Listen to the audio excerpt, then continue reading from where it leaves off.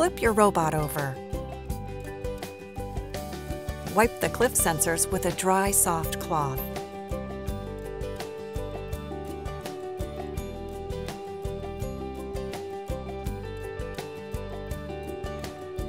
Flip your robot right side up. Finally, wipe the front camera with a dry, soft cloth. It's that easy.